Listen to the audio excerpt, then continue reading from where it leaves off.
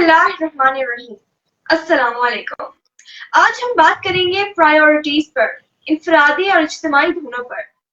तो आप ही सबसे पहले तो मैं आपसे ये पूछना चाहूंगी कि आपने पिछले प्रोग्राम में जो जोक वाला सेगमेंट था उसमें आपने एक वाकया सुनाया जो कि मुझे बिल्कुल समझ नहीं आया, और मेरे माइंडसेट में तो यही था कि वो फनी होगा, लेकिन वो बहुत डीप था। मेरी मम्मा ने मेंशन किया तो मैंने जब उसको दोबारा सुना तो मुझे समझ आई।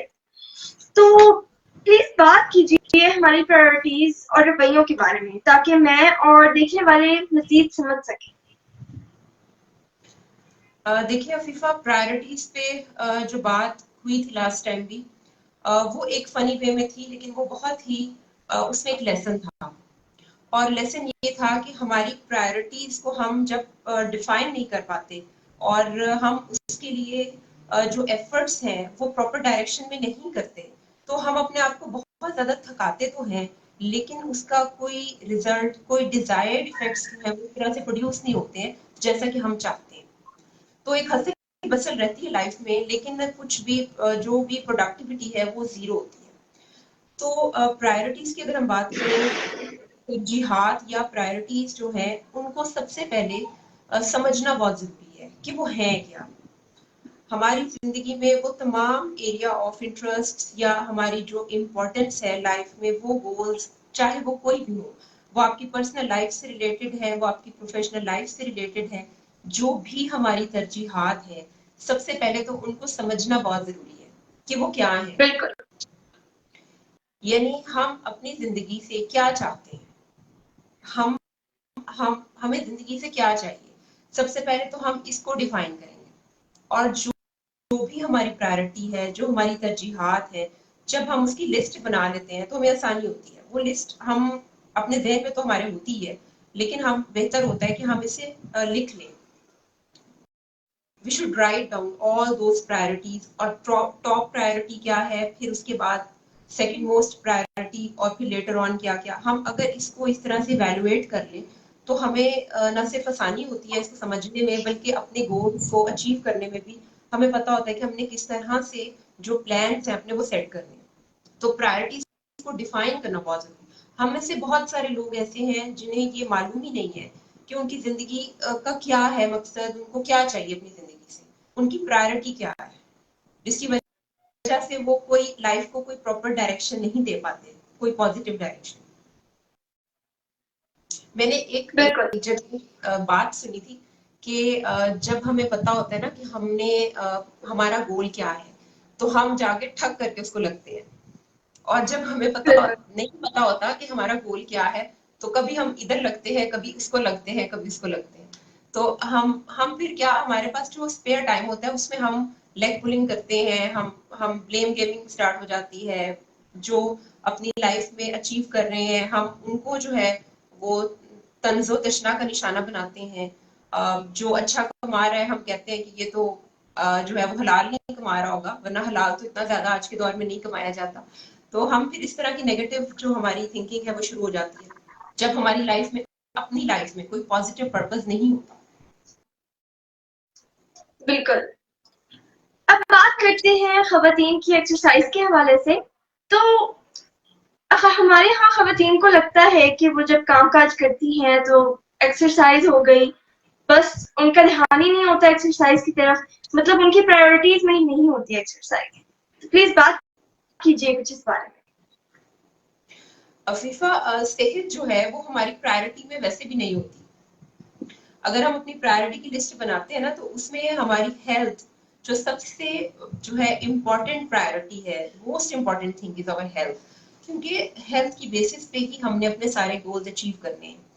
तो जो मोस्ट इम्पोर्टेंट हमारा गोल है वो ही हमारे लिए इम्पोर्टेंट नहीं है। और एक्सरसाइज की जहां तक बात है, तो खवातीन जो घर में काम करती हैं या किचन में काम करती हैं, या कभी थोड़ा सा काम किया और बैठ गई, और कुकिंग या कटिंग है, या और भी जितने भी आपके वो घर में करने वाले कामकाज हैं, असल में वो एक्सरसाइज में इसलिए शुमार नहीं होते कि आपका जहन उस वक्त मुसलसल आप इंगेज होता है काम में, कि आपने ये करना है, आपने वो करना है, एक के बाद दूसरा काम, तीसरा काम।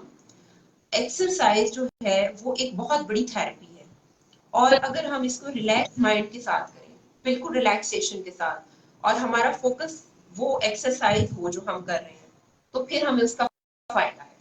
अगर हम वॉक करते हुए, एक्सरसाइज करते हुए भी अपनी उन्हीं टेंशन के बारे में सोचते रहेंगे, उन्हीं प्रॉब्लम्स को डिस्कस करेंगे, तो हमें उससे एक्सरसाइज या वॉक का भी कोई फायदा नहीं है।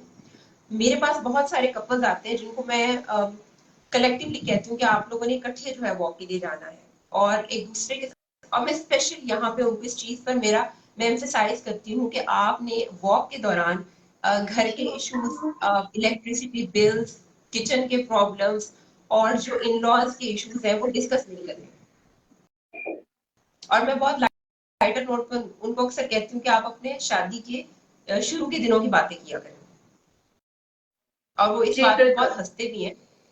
लेकिन मकसद ये होता है कि वो अपने माइंड को रिलैक्स करें, क्योंकि अगर वही तमाम इश्यूज जिसको वो घर में डील कर रहे हैं, अगर वो वॉक के दौरान भी उसी को डिस्कस करेंगे, तो फिर उनका माइंड जो है वो भी स्ट्रेस आउट रहेगा और वो रिलैक्स नहीं होगा, और उनको एक्सरसाइज का कोई फायदा नहीं।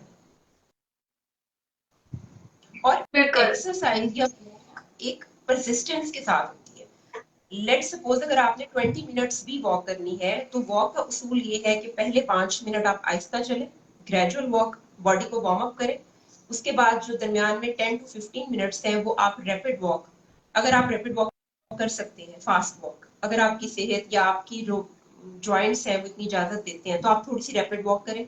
उसके बाद आप जो एंड के 5 मिनट्स हैं वो फिर आप ग्रेजुअल वॉक करें। ये 20-25 मिनट्स का एक टाइम होता है, जो कि अगर आप इस तरीके से वॉक करते हैं तो आपको फायदा होता है। अच्छा, एक और चीज ये है कि कुछ लोग इनिशियली बहुत पोजेसिव होते हैं, जब वो वॉक स्टार्ट करेंगे तो वो 1 घंटा, आधा घंटा, 45 मिनट्स बहुत ज्यादा शौक से वॉक करते हैं, और द वेरी नेक्स्ट डे वो इतना थक जाते हैं कि फिर वो वॉक के लिए नहीं जा पाते। तो चाहे आप थोड़ा काम करें, लेकिन आप इसे रेगुलर बेसिस पे करने की आदत बनाएं, तभी आपको इसका फायदा है। जी बिल्कुल। अब आते हैं खवातीन की एजुकेशन की तरफ। हम अक्सर सुनते हैं कि खवातीन की एजुकेशन बहुत ज़रूरी है, लेकिन ये उनके इख्तियार में तो नहीं होता। ये इख्तियार तो हमारे यहाँ ज़्यादातर वालिदैन के पास होता है, या जब खवातीन की शादी हो जाती है तो उनके शौहर या ससुराल वालों के पास होता है। तो इस बारे में आप क्या कहना चाहेंगी? क्या कहेंगी आप इस बारे में? फीवा, ये इतना ब्रॉड सब्जेक्ट है कि शायद मैं इस वक्त कोई 2-3-4 मिनट में इसको कवर नहीं कर पाऊंगी। हमें शायद इस पे बहुत सारे सेशंस चाहिए। खवातीन की एजुकेशन और उनको कुछ भी अपनी लाइफ में जो चूज करने का राइट है, वो राइट हमारे अफसोस के साथ बहुत सारे जो हमारे माशरती हमारा जो मयार है इस वक्त हमारी सोसाइटी का, हमारे पाकिस्तानी माशरे में अगर हम रह रहे हैं तो हम यहीं की बात करेंगे, तो खवातीन के पास तो ये इख्तियार है ही नहीं, ये इख्तियार उनको दिया नहीं जाता। उनकी जिंदगियों के फैसले भी घर के बड़े करते हैं, उनकी एजुकेशन का, उनकी पढ़ाई का, उनकी जो शादीशुदा जिंदगी है, अज़दवाजी जिंदगी में जो चॉइसेस हैं, उनको उसका इख्तियार और हक नहीं दिया गया। और अगर दिया भी गया है तो सिर्फ इस कॉस्ट पे कि उनको बताया जाता है, और जो रजामंदी दी जाती है बेसिकली वो रजामंदी होती नहीं है, वो सिर्फ एक इमोशनल प्रेशर होता है। तो बहुत सारी जगहों पर ये चीज तो लैक करती है हमारी सोसाइटी में। इसको बहुत ज्यादा इम्प्रूवमेंट की जरूरत है, कि हमें इस चीज को बहुत ज्यादा समझने की जरूरत है कि बहैसियत औरत और बहैसियत इंसान, सबसे पहले तो ह्यूमन बीइंग के तौर पे आपके अल्लाह पाक ने आपको आजाद पैदा किया है, you are free, you have right to choose whatever you want, ठीक है। और उसमें फिर आपने देखना है कि जो अच्छा है बुरा है उसके बारे में हमारे घर के बड़े या हमारे बुजुर्ग हमें गाइड कर सकते हैं, जो गलत है उसके नुकसानात बता सकते हैं। ये एक कॉन्फिडेंस के साथ ये चीजें जो है वो चलती हैं, पेरेंट्स और बच्चों के बीच में एक जो कॉन्फिडेंट एनवायरनमेंट है वो इस चीज को प्रमोट करता है कि माँ बच्चे पर और बच्चे अपने माँ बाप पर इतना यकीन रखें कि वो अपनी चॉइसेस उनको बता सकें और वो उनको प्रॉपरली गाइड कर सकें, बिल्कुल। वरना तो मुश्किल। और देखें, तालीम के साथ साथ तरबियत जो है वो एक ज्यादा जरूरी चीज है। हम में से कितने लोग हैं जो कि तालीम तो हासिल कर लेते हैं लेकिन शऊर नहीं आता, तरबियत नहीं है, और हम आगे जो ट्रांसफर करते हैं ना अपनी जनरेशन को, नेक्स्ट जनरेशन को, वो हम तालीम ट्रांसफर नहीं करते, हम तरबियत ट्रांसफर करते हैं। और ये तरबियत का सिलसिला जनरेशन आफ्टर जनरेशन चलता रहता है। तो जहां तरबियत की कमी होगी वहां पर तालीम कुछ नहीं कर सकती। तो तालीम और तरबियत, जब हम छोटे थे तो हम ये इसका एक मैगजीन भी आता होता था इस नाम से, तालीम और तरबियत, और मैं बहुत शौक से पढ़ती थी। तो तालीम के साथ हमेशा तरबियत का लफ्ज इस्तेमाल होता था, लेकिन अब इस जमाने में तालीम के साथ तरबियत को अहमियत नहीं दी जाती। बिल्कुल तो ये बहुत जरूरी है। बिल्कुल बिल्कुल दुरुस्त फरमाया आपने। अब आते हैं जोक सेगमेंट की तरफ। तो आप भी आपको जोक सुनाएंगी? जी बिल्कुल, आज तो मैं स्पेशली जोक देख कर आई हूँ कि मुझे क्या बोलना है। ओके। मैंने जब प्रायोरिटीज की बात हो रही थी ना, तो मेरे ज़हन में एक बात आई कि हम जब प्रायोरिटीज डिफाइन करते हैं तो उसमें हमारी प्रायोरिटीज को थोड़ा रियलिटी बेस्ड भी होना चाहिए। यानी जब हम अपनी जिंदगी में किसी भी चीज को अचीव करना चाहते हैं तो वो हकीकत पसंदी के साथ होना चाहिए। कुछ ऐसी चीजें होती हैं जिसका ताल्लुक हकीकत से नहीं होता, और अगर हम उस पर कोशिश भी करें, मेहनत भी करें, तो कुछ भी हम हासिल नहीं कर पाते। इसके हवाले से मुझे जोक याद आया। एक क्लास में टीचर कहती है कि अपने स्टूडेंट्स को कहती है कि अगर आप मेहनत करोगे तो आप लोग जो भी चाहते हो आप वो हासिल कर सकते हो, और आप जो भी चाहोगे आप वो बन सकते हो। तो एक बच्चा जो था वो कहने लगा कि टीचर, मेरी मम्मा कहती हैं कि तुम अगर मेहनत भी करो तो तुम वो नहीं बन सकते जो तुम बनना चाहते हो। तो टीचर पूछती हैं कि बेटा आप क्या बनना चाहते हैं? तो लड़का कहता है, मैं लेडी डॉक्टर बनना चाहता हूँ। तो हमारी जो मेहनत है उसको रियलिटी बेस्ड होना चाहिए, ताकि हमें पता हो कि बिल्कुल क्या प्रैक्टिकल है चीजें जो हम अचीव कर सकते हैं, जिनको हम इम्प्लीमेंट कर सकते हैं, और क्या ऐसी चीजें हैं जो रियलिटी बेस्ड नहीं है। बिल्कुल। मेरे पास भी आज प्रायोरिटी से ही रिलेटेड एक जोक है।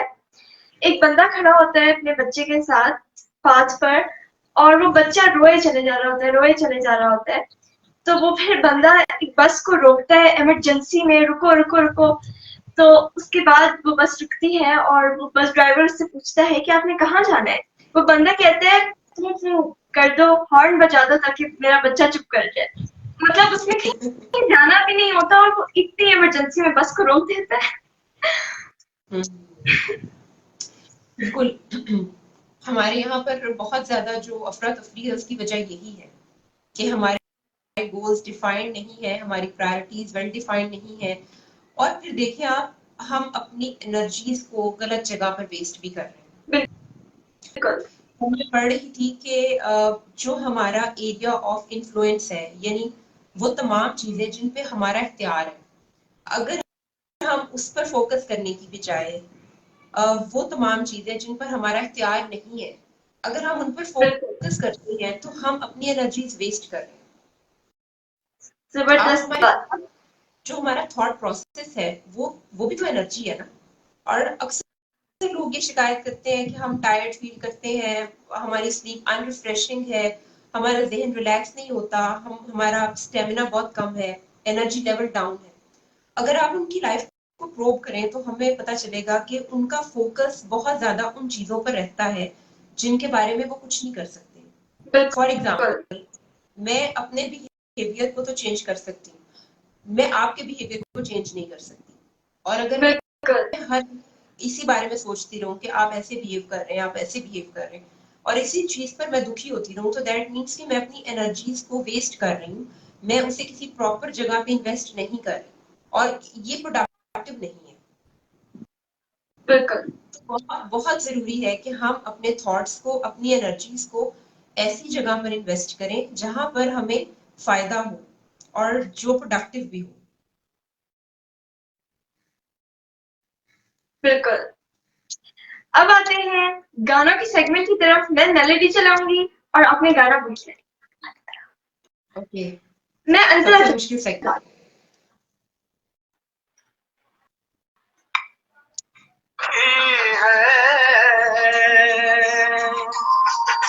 तेरे मिलन की आस लगाए रे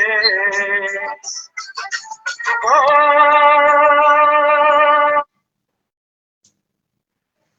प्यार भरे 2 शर्मीले हैं। नहीं,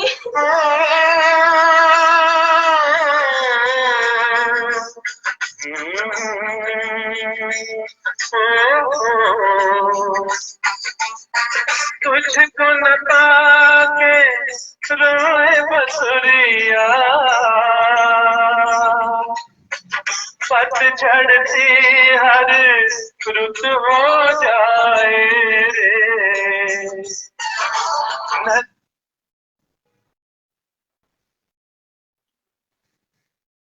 नहीं, हारूंगी। चलिए कोई बात नहीं। पिया की लहरें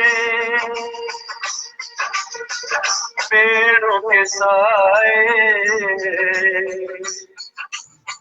कुछ भी न भाए मीत हमारे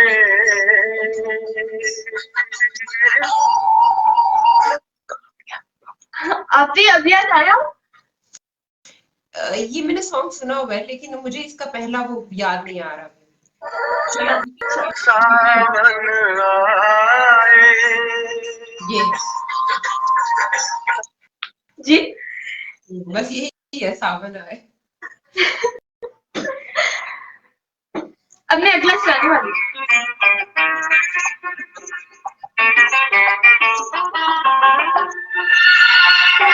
कैसे ये कहे तुमसे हमें प्यार है कितना।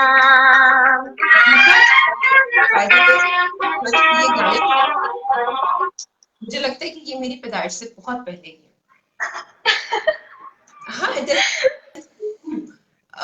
शायद इसलिए भी मैं इनको जो है ना वो नहीं इस तरह से आइडेंटिफाई कर पा रही। आपने बहुत पुराने हैं। आप भी बहुत मशहूर हैं, बहुत ज्यादा। अगर मैंने सुने भी होंगे तो मैंने शायद बहुत छोटी उम्र में सुने हो। अभी अच्छा, रिसेंटली मैंने मैं चलाती हूँ, आप सुने तो सही। कैसे कहे तुमसे हमें प्यार है कितना। आँखों की तलब करती है देखे तुम्हें जितना। आँखों की तलब करती है देखे तुम्हें जितना। इस दुनिया में कम मैं